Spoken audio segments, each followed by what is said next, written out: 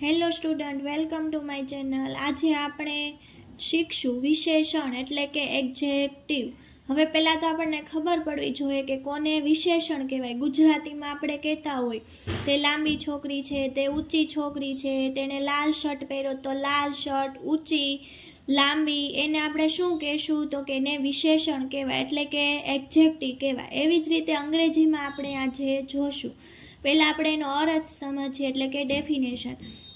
નામની વિશેષતા દર્શાવતા શબ્દને શું કહેવાય તો કે વિશેષણ કહે છે। નામની શું બતાવતા હોય? વિશેષતા બતાવતા હોય, એટલે કે આપણને એનું ક્વોલિટી બતાવતા હોય કે તે કોઈ પર્સન છે તો એની ક્વોલિટી કેવી છે, મતલબ કે આપણે એની વિશેષતા જોવાની છે તો એને આપણે શું કહેશું? એડજેક્ટિવ એટલે કે વિશેષણ। વિશેષણ એ નામના અર્થમાં શું કરે છે? વધારો કરે છે। એટલે કોઈ આપણને પર્સન આપેલું હોય તો પર્સનનો છે એની શું બતાવશે તો કે આપણને એની ક્વોલિટીઝ બતાવશે।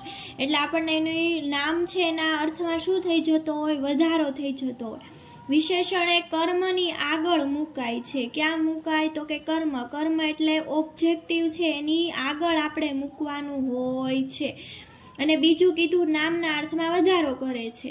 હવે આપણે ઉદાહરણ તરીકે જોઈએ, એક્ઝામ્પલ જોઈએ કે ઊંચી છોકરી એટલે કે ઊંચી છોકરી, છોકરી એટલે કે આપણને નામ આપી દીધું ગર્લ, તો આ ગર્લ છે એ કેવી છે? ઊંચી છે એટલે ટોલ। આ આપણું ઓબ્જેક્ટિવ થયું। ઓબ્જેક્ટિવની આગળ આપણે શું મૂક્યું છે? એડજેક્ટિવ। એડજેક્ટિવ એટલે કે વિશેષણ, શું મૂક્યું? ટોલ, એટલે ટોલ ગર્લ।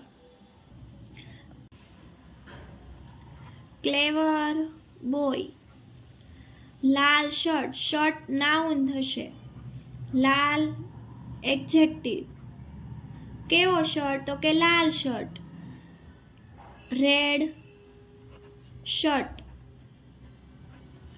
લીલી પેન, પેન નાઉન થશે, લીલી એડજેક્ટિવ થશે, ગ્રીન પેન।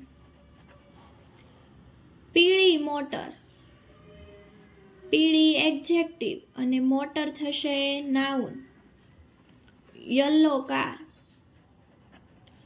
મોટું ઘર, મોટું બિગ, ઘર હાઉસ, એટલે મોટું એડજેક્ટિવ થશે, ઘર આપણું નાઉન થશે,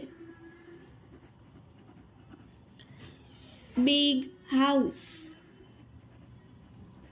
તો બાળકો આપણને વાક્યમાં આવી રીતે હોશિયાર આપેલું હોય, લાલ આપી હોય, લીલી આપી હોય, પીળી, મોટું, લાંબુ, ટૂંકું, નાનું, તો આ બધા આપણે શું કહેવાશે?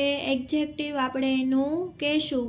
કે આપણે એનો ક્વેશ્ચન પૂછીએ અને આપણને આન્સર મળતો હોય, વિચ પેન, એટલે આપણને તરત આન્સર મળે કે ગ્રીન પેન, તો એ વિચથી ક્વેશ્ચન પૂછીએ અને આન્સર મળે તો એ વિચથી ક્વેશ્ચન પૂછીએ અને આન્સર મળે છે એ આપણું એડજેક્ટિવ થશે।